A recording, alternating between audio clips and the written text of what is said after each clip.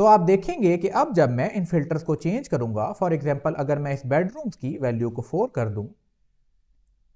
तो ये हमारे रेंडर के फंक्शन को दोबारा से कॉल करेगा और हमारा रेंडर का फंक्शन हमारे डेटा को सबसे पहले इन फिल्टर्स की बेसिस पर फिल्टर करवाकर हमारे पेज में रेंडर कर देगा।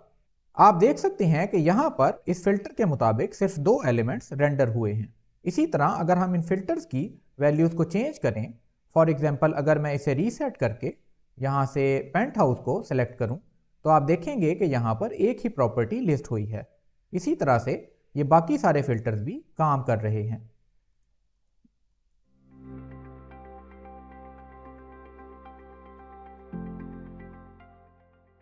अस्सलामुअलैकुम दोस्तों, मेरा नाम सलमान है और आप देख रहे हैं प्रैक्टिकल डेव। अपनी जावास्क्रिप्ट फॉर बिगिनर सीरीज के लास्ट लेसन में हमने अपने फिल्टर्स के सेक्शन को फंक्शनल बनाने पर काम स्टार्ट किया था।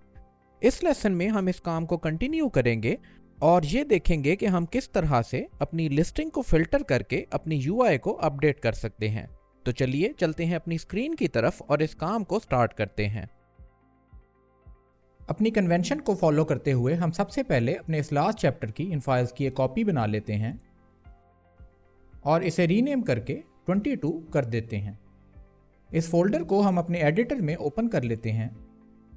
और अपनी index.html फाइल को VS कोड के लाइव सर्वर के जरिए अपने ब्राउजर में ओपन कर लेते हैं।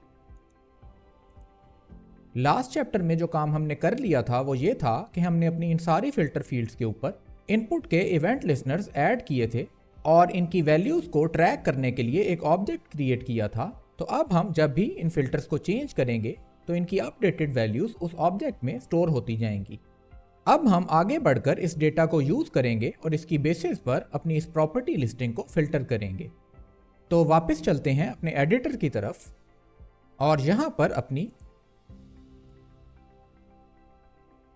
प्रॉपर्टी filters.js फाइल को ओपन कर लेते हैं। तो बेसिकली जो काम हम करने जा रहे हैं वो ये कि हम अपनी डेटा की अरे के ऊपर लूप करेंगे और सिर्फ उन आइटम्स को जो कि इस डेटा के क्राइटेरिया पर पूरे उतरते हैं एक नई अरे में स्टोर करवा के रिटर्न करवाएंगे। इस काम के लिए हम यहां पर एक नया फंक्शन क्रिएट कर सकते हैं और इस फंक्शन का नाम हम फिल्टर प्रॉपर्टीज रख सकते हैं। यह फंक्शन एक प्रॉपर्टी आइटम्स की अरे को एज एन आर्ग्यूमेंट एक्सेप्ट करेगा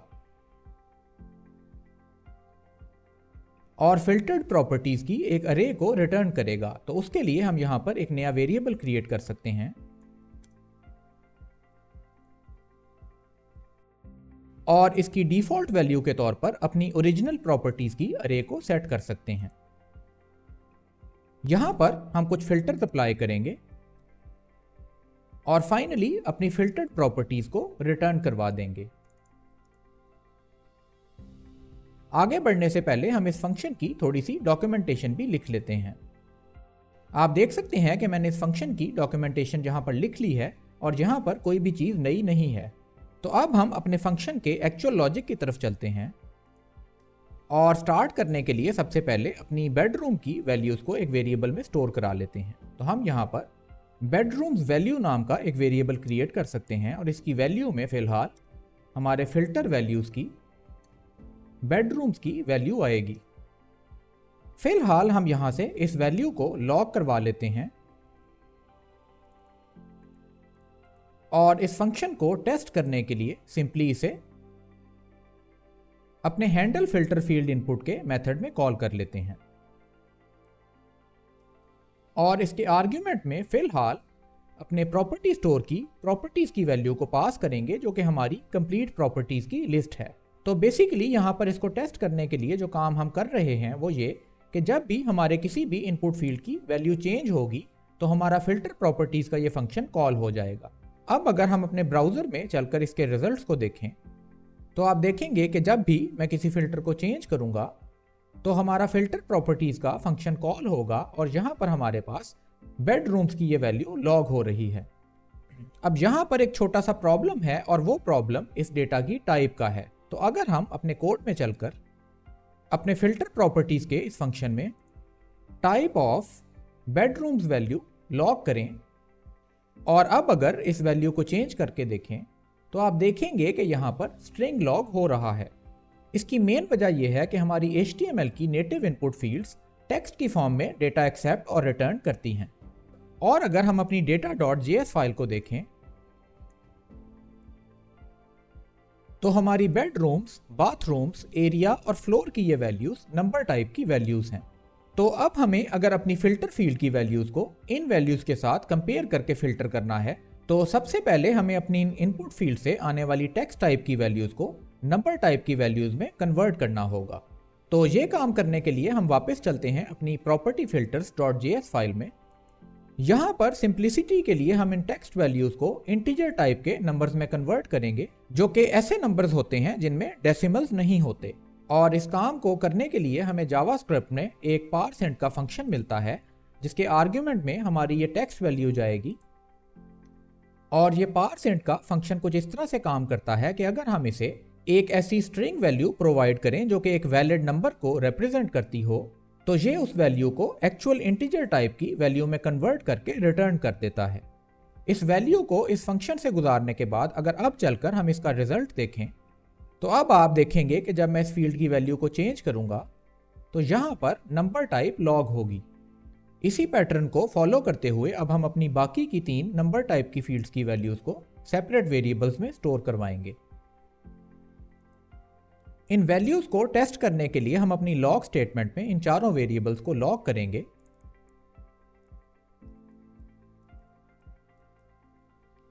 और इसके रिजल्ट को अपने ब्राउजर में टेस्ट करेंगे। अब आप देख सकेंगे कि यहां पर हमारी सारी फील्ड्स की वैल्यू सही तरीके से लॉग हो रही हैं, लेकिन अभी भी यहां पर एक प्रॉब्लम आएगा जिसको देखने के लिए अगर हम मिनिमम एरिया की इस फील्ड में चलें और यहां पर फॉर एग्जांपल एक वैलिड नंबर एंटर करें और आगे बढ़कर अगर इस नंबर को रिमूव करें तो अपने कंसोल में अगर आप ये लास्ट लॉग स्टेटमेंट देखें तो आपको NaN की ये वैल्यू नजर आएगी। और बेसिकली यहाँ पर हुआ कुछ यूं है कि जब हमने ये पूरी वैल्यू यहाँ से रिमूव कर दी तो इसकी वैल्यू एक एम्प्टी स्ट्रिंग बन गई। और जैसे कि मैंने ये चीज़ मेंशन की थी कि पारसेंट के इस फंक्शन में जो वैल्यू हम पास करेंगे वो एक ऐसी स्ट्रिंग होनी चाहिए जो कि एक वैलिड नंबर को रिप्रेजेंट करती हो। यानी कि फॉर एग्जांपल कोई ऐसी वैल्यू जो कि हो तो स्ट्रिंग लेकिन एक वैलिड नंबर को रिप्रेजेंट करती हो, जैसा कि 10। तो यहाँ पर ये 10 की वैल्यू एक नंबर टाइप की वैल्यू नहीं है बल्कि एक स्ट्रिंग है, लेकिन इसके कंटेंट में हमारे पास एक वैलिड नंबर है। इसकी जगह पर अगर आप इस आर्ग्यूमेंट में कोई ऐसी वैल्यू पास करें जो कि एक वैलिड नंबर को रिप्रेजेंट ना करती हो, जैसा कि ABC का ये टेक्स्ट या सिंपली एक एम्प्टी स्ट्रिंग, तो उस सिनेरियो में हमारी पार्सिंग का ये प्रोसेस फेल हो जाएगा और ये फंक्शन हमें NaN की वैल्यू रिटर्न करेगा। अब इस NaN की वैल्यू को टेस्ट करने के लिए भी हमारे पास जावास्क्रिप्ट में एक फंक्शन है और उसका यूज हम यहाँ पर कर सकते हैं। तो हम यहाँ पर अपनी मेन एरिया की इस वैल्यू को एक दफ़ा पास होने के बाद दोबारा से एक वैल्यू असाइन कर सकते हैं, जिसमें कि सबसे पहले हम ये टेस्ट करेंगे कि क्या इस पार्सिंग के रिजल्ट के बाद जो हमें वैल्यू मिली है वो NaN की वैल्यू है। और उसके लिए हमारे पास जावास्क्रिप्ट का इस NaN का फंक्शन होता है। इस फंक्शन के आर्ग्यूमेंट में हम इसी वेरिएबल की वैल्यू को पास करेंगे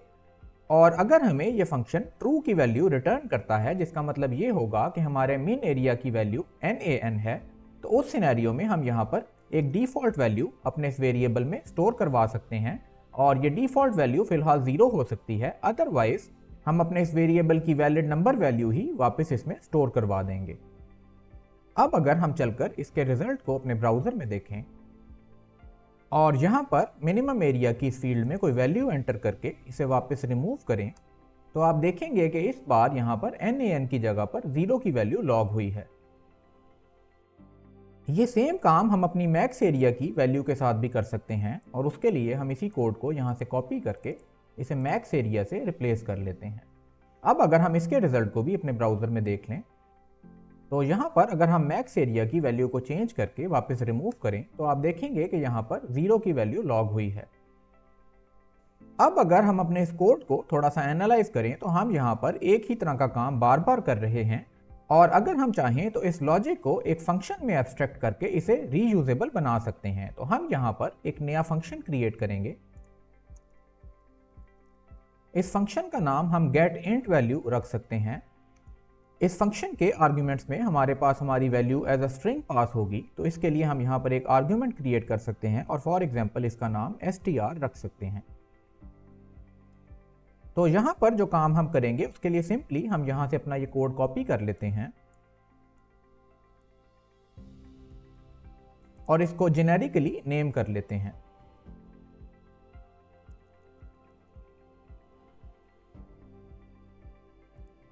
हमारे परसेंट के इस फंक्शन में जो वैल्यू जाएगी वो वैल्यू हमारे आर्ग्यूमेंट से आएगी, तो हम यहाँ पर इस वैल्यू को str से रिप्लेस कर लेते हैं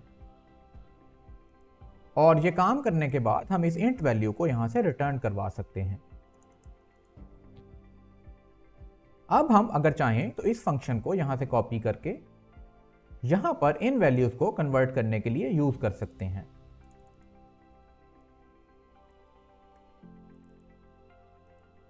अब अगर हम अपने इन रिजल्ट्स को दोबारा से अपने ब्राउजर में वेरीफाई कर लें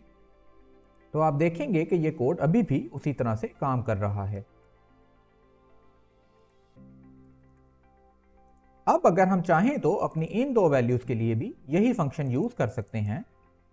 और नेक्स्ट काम जो हम यहां पर करेंगे वो अपने कोड की ऑर्गेनाइजेशन का थोड़ा सा काम है। और अगर हम अपने इस फंक्शन को देखें तो ये फंक्शन डायरेक्टली इस फाइल को बिलोंग नहीं करता, बल्कि ये एक जेनेरिक यूटिलिटी फंक्शन है जिसे कि हम अपने प्रोजेक्ट में जगह जगह पर यूज कर सकते हैं। और इस तरह के फंक्शंस को कंटेन करने के लिए हम एक नई फाइल यहाँ पर क्रिएट करेंगे और इस फाइल का नाम utils, जो कि यूटिलिटीज के लिए स्टैंड करेगा, .js नेम कर सकते हैं। इस फंक्शन को हम यहां से कट करके अपनी यूटिलिटीज फाइल में मूव करेंगे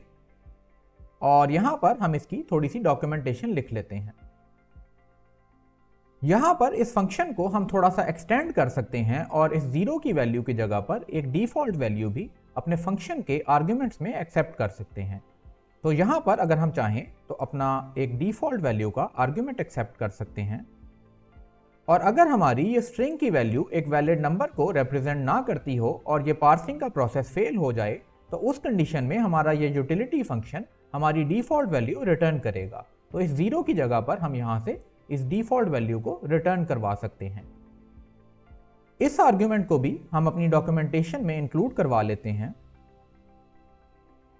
एक लास्ट काम जो इस फंक्शन पर हम कर सकते हैं वो ये कि अपने सेकंड आर्ग्यूमेंट को एक डिफॉल्ट नंबर वैल्यू प्रोवाइड कर सकते हैं जो कि उस वक्त यूटिलाइज होगी जब इस आर्ग्यूमेंट की वैल्यू इस फंक्शन को कॉल करते हुए प्रोवाइड नहीं की जाएगी। तो फॉर एग्जांपल मैं यहाँ पर इसे इक्वल टू के एक साइन के जरिए एक डिफॉल्ट वैल्यू असाइन कर सकता हूँ जो कि फिलहाल 0 हो सकती है और इस फंक्शन को कॉल करते हुए अगर हम डिफॉल्ट वैल्यू के इस आर्ग्यूमेंट की वैल्यू प्रोवाइड नहीं करेंगे तो बाय डिफॉल्ट ये 0 की वैल्यू यूज करके यहाँ पर रिप्लेस करेगा। इस फंक्शन को अपने कोड में यूज करने के लिए हमें स्क्रिप्ट को अपनी HTML फाइल में अटैच करना पड़ेगा। तो हम चलते हैं अपनी index.html फाइल में और यहाँ एंड पर आकर अपनी इन लाइब्रेरीज के बाद अपने यूटिलिटीज के स्क्रिप्ट को ऐड करवा लेते हैं। अब अगर हम इन चेंजेस के रिजल्ट्स को अपने ब्राउजर में देख लें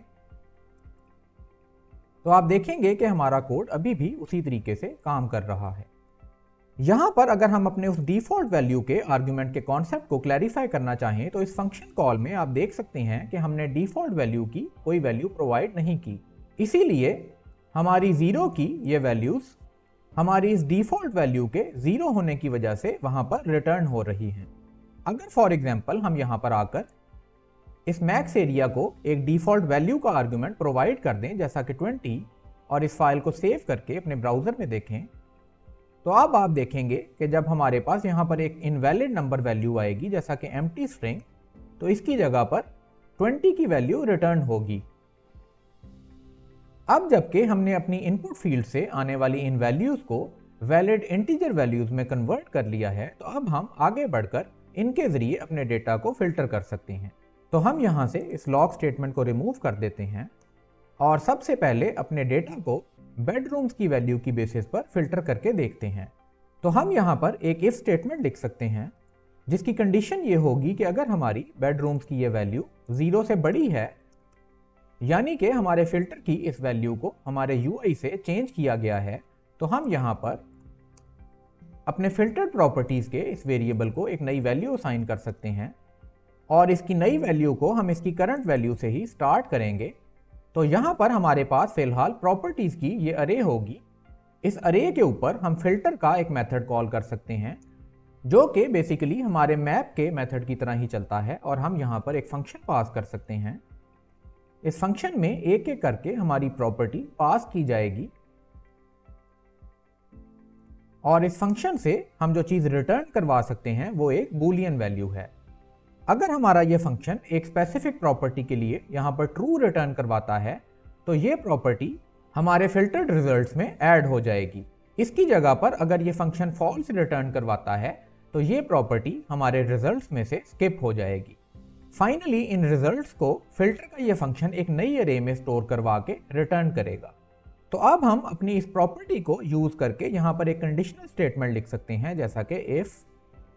property dot bedrooms is equal to हमारे फिल्टर से आने वाली बेडरूम्स की वैल्यू। तो इस केस में हम यहां से ट्रू रिटर्न करवा सकते हैं, अदरवाइज हम यहां से फॉल्स रिटर्न करवाएंगे। और इसी स्टेटमेंट को अगर हम थोड़ा सा सिंप्लीफाई करना चाहें तो हम जानते हैं कि हमारे कंपैरिजन के इस ऑपरेशन का रिजल्ट भी एक बूलियन वैल्यू निकलेगा। और अगर आप थोड़ा सा गौर करें तो ये बेसिकली यही रिजल्ट होगा, क्योंकि अगर फॉर एग्जांपल इसका रिजल्ट ट्रू हो जाता है तो उस केस में हम ट्रू ही रिटर्न कर रहे हैं, अदरवाइज हम यहां से फॉल्स रिटर्न कर रहे हैं। तो एसेंशियली इस पूरे इफ ब्लॉक को यहां से रिमूव करके हम सिंपली इस कंपैरिजन ऑपरेशन का रिजल्ट रिटर्न करवा सकते हैं और ये स्टेटमेंट हमारी उस इफ स्टेटमेंट के इक्वल ही काम करेगी। अब अगर हम इस इफ स्टेटमेंट के बाद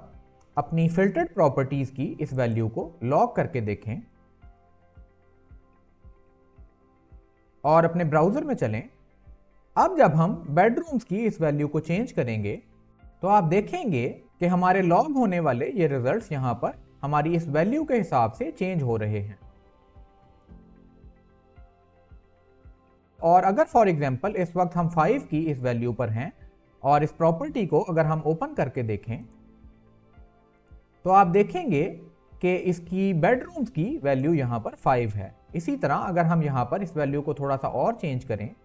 तो आप देख सकते हैं कि 4 की वैल्यू पर हमारे पास दो प्रॉपर्टीज लॉग हुई हैं और अगर हम इन्हें ओपन करके देखें तो इन दोनों प्रॉपर्टीज की बेडरूम्स की वैल्यू 4 होगी। इसी पैटर्न को फॉलो करते हुए अब हम अपनी बाकी की फिल्टर्स की वैल्यूज के लिए भी इन रिजल्ट्स को फिल्टर करेंगे। तो फॉर एग्जांपल अपनी बाथरूम्स की इस वैल्यू के लिए हम इसी कोड को यहां से कॉपी करके पेस्ट कर सकते हैं और यहां पर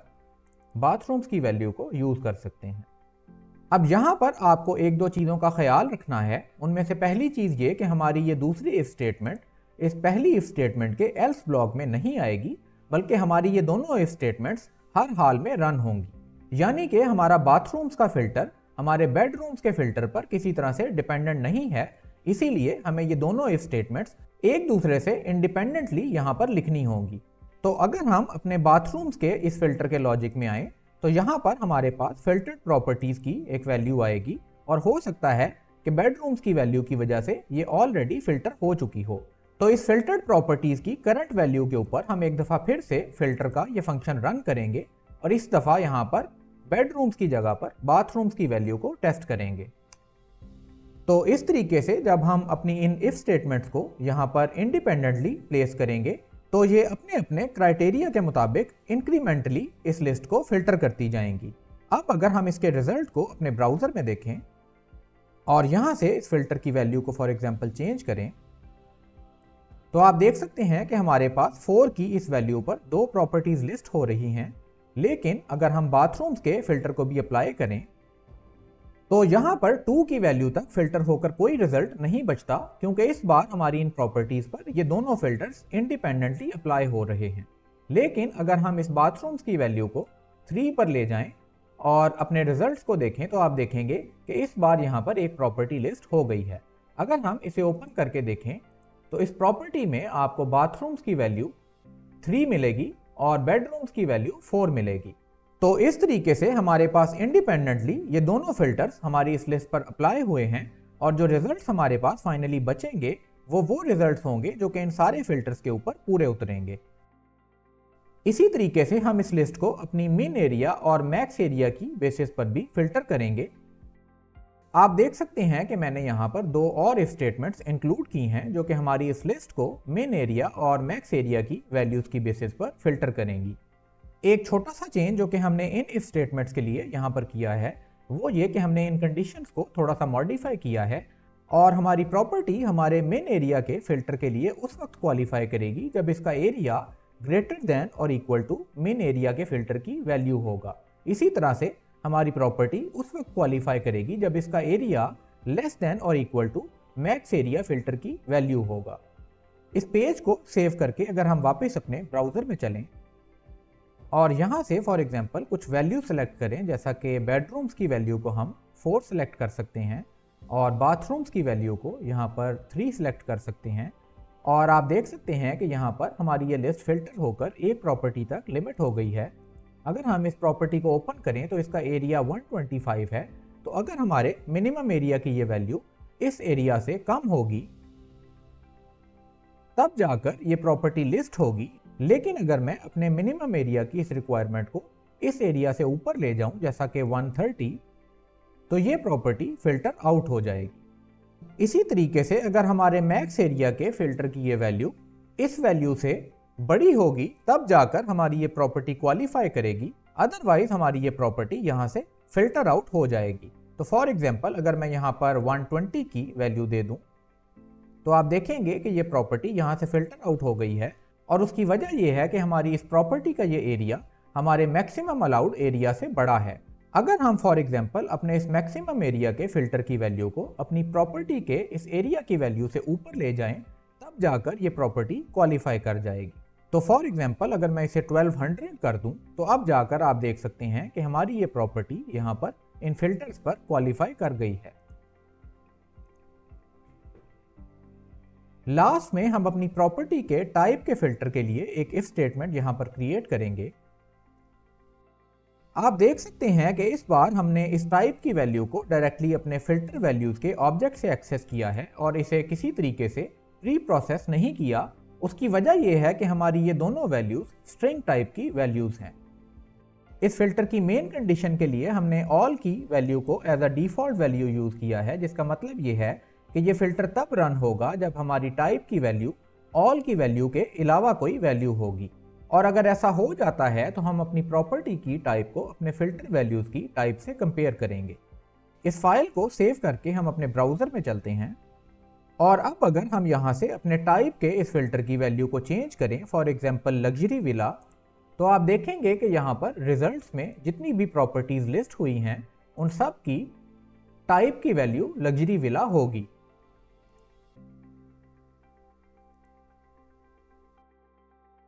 इसी तरीके से अगर हम यहाँ से पेंट हाउस की वैल्यू सिलेक्ट करें तो यहाँ पर जो प्रॉपर्टी फिल्टर होकर हमें मिलेगी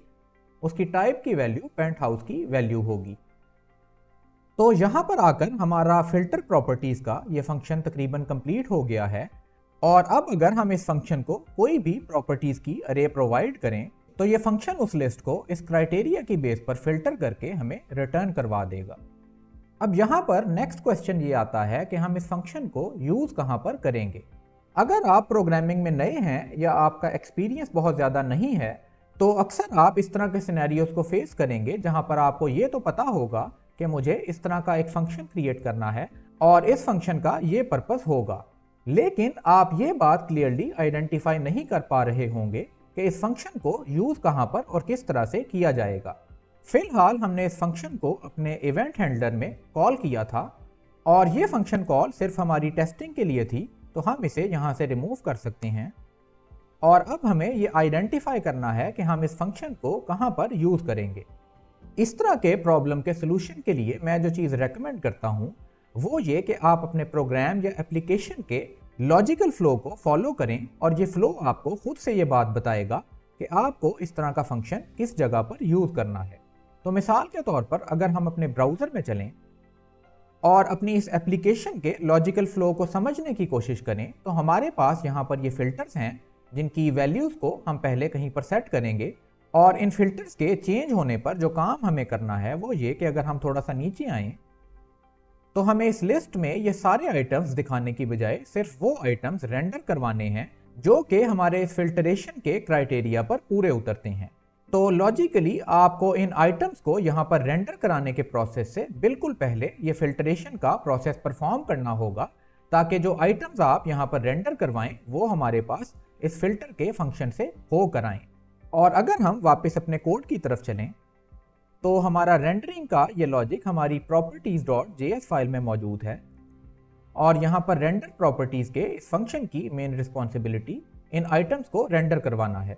और जैसा कि हमने ये डिस्कस किया कि इन प्रॉपर्टीज को रेंडर करवाने से पहले हम ये इंश्योर करेंगे कि जो प्रॉपर्टीज की लिस्ट हमारे पास रेंडर होने जा रही है वो पहले हमारे फिल्टर्स के प्रोसेस से होकर गुजरे। तो हम यहाँ पर एक नया वेरिएबल क्रिएट कर सकते हैं,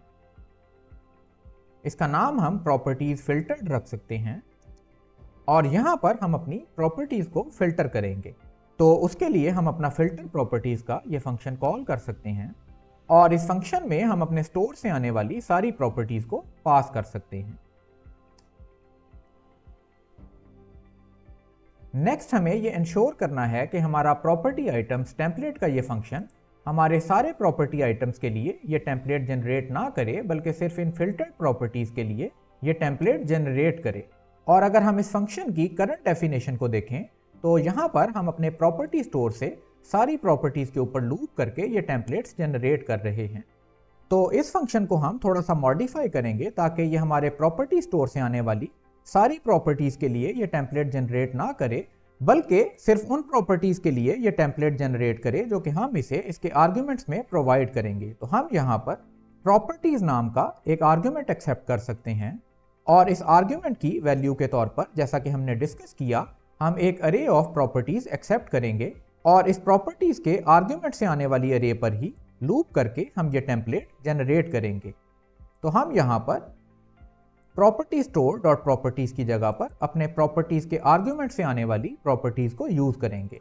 इस फंक्शन की डॉक्यूमेंटेशन को भी हम अकॉर्डिंगली अपडेट करेंगे,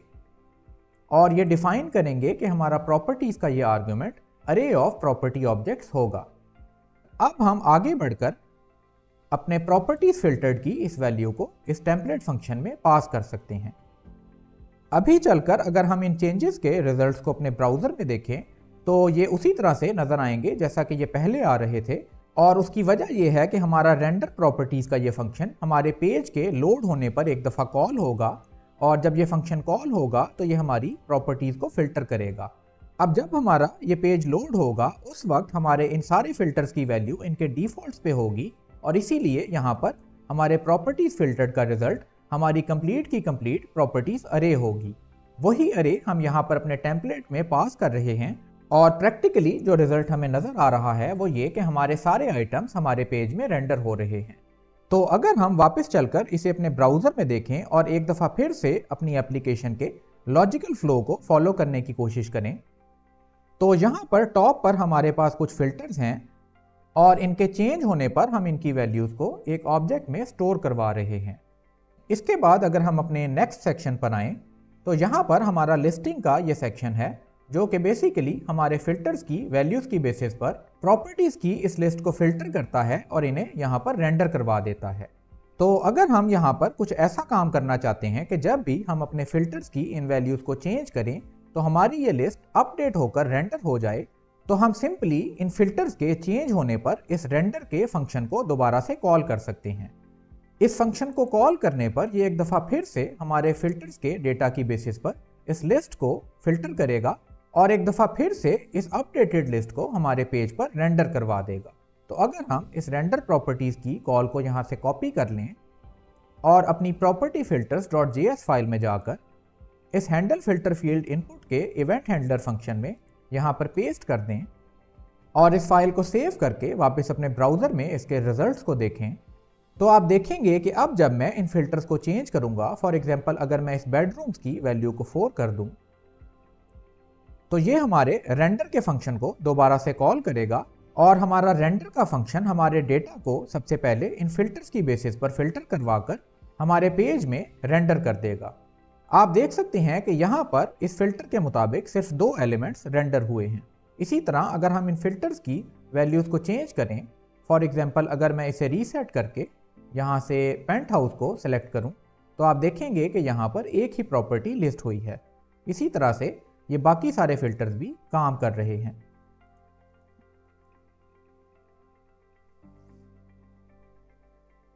तो दोस्तों ये थी हमारी आज की वीडियो। अगर पसंद आई हो तो इसे लाइक और शेयर करना मत भूलिएगा, और अगर आपने अभी तक ये चैनल सब्सक्राइब नहीं किया तो प्लीज़ इसे सब्सक्राइब कर लीजिए। Until next time, this is Practical Dev signing out.